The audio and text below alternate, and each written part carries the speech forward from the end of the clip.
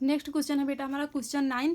दिया गया the angle of elevation of the top of a building from the foot of the tower is 30 degree and the angle of elevation of the top of the tower from the foot of the building is 60 degree. If the tower is 50 metre high find the height of the building.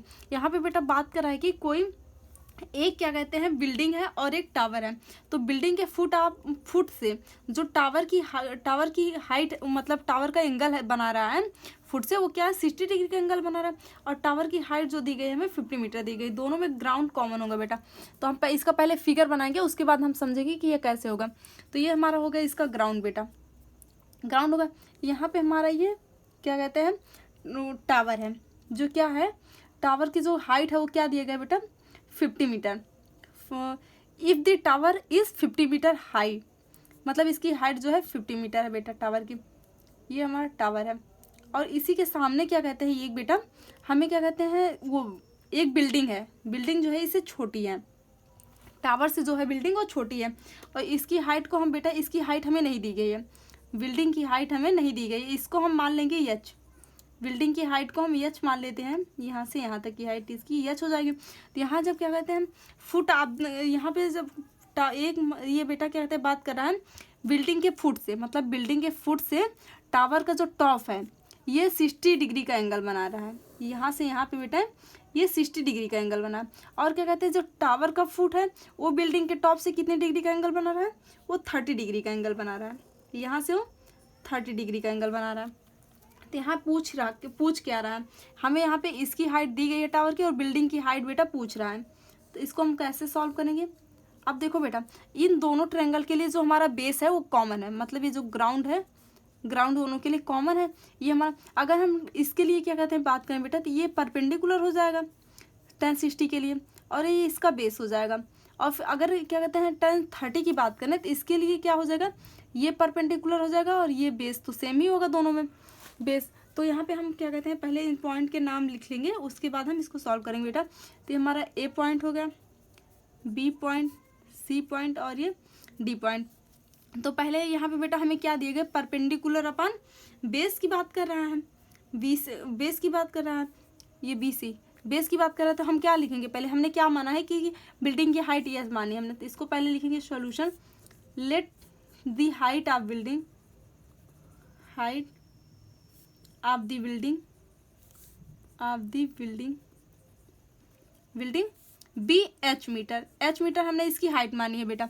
तो अब अगर हम क्या कहते हैं पहले हम किस ट्रायंगल की बात करेंगे, किसी भी ट्रायंगल की बात करें बेटा चाहे पहले छोटे या बड़े, पहले हम बड़ा वाला ट्रायंगल ले लेते हैं। बड़े वाले ट्रायंगल के लिए क्या ए बी सी, तो in triangle A B C तो tan 60 degree, 60 degree equal to perpendicular upon base. तो इसके लिए परपेंडिकुलर क्या होगा बेटा total A B upon B C, इसका बेस हो जाएगा। तो यहाँ पे ए बी हमें क्या दिया गया है 50 मीटर दिया गया है, और बेस हमें पता नहीं है बेटा, बेस हमारा बी सी। अब tan 60 की वैल्यू क्या होती है, tan 60 की वैल्यू होती है √3 equal to 50 upon B C. अब क्रॉस मल्टीप्लाई करेंगे तो हमारा बी सी की वैल्यू क्या आ जाएगी 50 अपान √3, ये हमारा बी सी की वैल्यू आ गई। अब हम इसको इक्वेशन फर्स्ट मान लेते हैं बेटा, ये हमारा इक्वेशन फर्स्ट आ गया। अब हम इक्वेशन सेकेंड मतलब अब हम सेकेंड एंगल की बात करेंगे। अभी तक हमने बेटा बड़े वाले ट्रायंगल की बात की, मतलब ए बी सी। अब हम ट्रायंगल क्या करें, किस ट्रायंगल की बात करेंगे, ट्रायंगल डी सी बी की बात करेंगे, छोटे वाले ट्रायंगल की। लिखेंगे in triangle D C B. तो इसमें क्या है बेटा ये एंगल कितना है हमारा 30 डिग्री का एंगल बना रहा है। तो यहाँ लिखेंगे tan 30 degree equal to perpendicular upon base.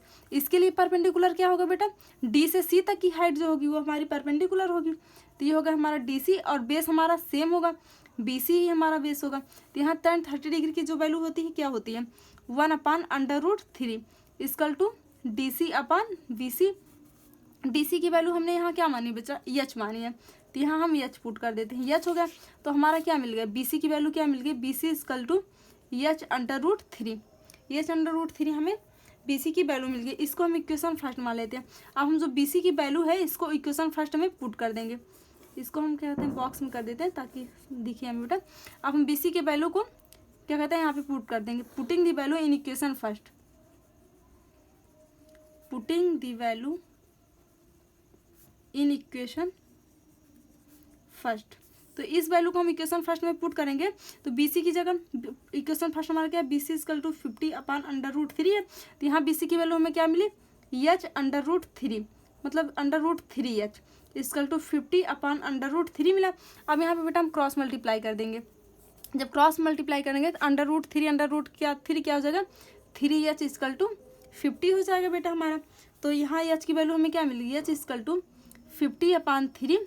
अब यहाँ बेटा जब हम 3 से डिवाइड करेंगे इसको क्या आ जाएगा, 16 2/3, मतलब कि H की वैल्यू को हम लिख सकते हैं 16 2/3 मीटर। ये हमारा H की वैल्यू आ गई। और H हमने क्या माना था, बिल्डिंग की हाइट मानी थी, और बिल्डिंग की हाइट यहाँ पे बेटा पूछा था। यही इसका आंसर हो गया, आंसर। अब हम क्या कहते हैं, क्वेश्चन 9 सॉल्व करिए। हम क्वेश्चन 10 सॉल्व करेंगे बेटा।